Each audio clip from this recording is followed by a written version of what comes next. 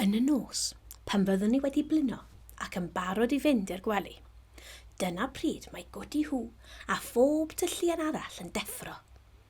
Aderyn y nos yw'r tylluan, aderyn sy'n gallu gweld yn y tywyllwch.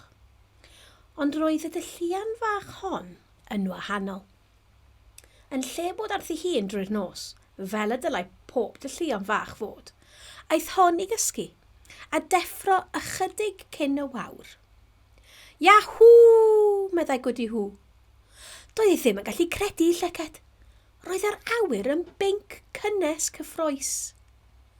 Yahoo! Meddai Gwdihw, wrth i'r haul melyn wenu drwy niwl y bore.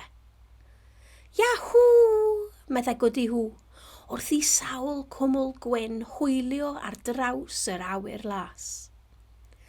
Yahoo! Meddai Gwdihw, pan welodd fod y dail ar ei choeden yn wyrdd. Yahoo! Meddai Gwdihw, wrth i'r pili pawod coch hedfan fri. Gwyliodd hi nhw'n glanio ar y blodau oren llachar a'r petalau'n agor yng ngwres yr haul. I fyny yn yr awyr, trodd y cymylau'n llwyd a dechreuodd fwrw glaw. Ond roedd yr haul yn dal i wenu. Yahoo! Meddai Gwdihw, wrth i enfys brydferth beintio'r awyr yn llawn lliwiau.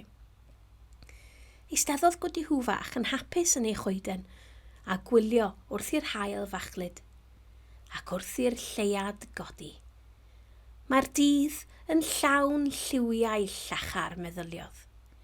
Yahoo! Meddai Gwdihw.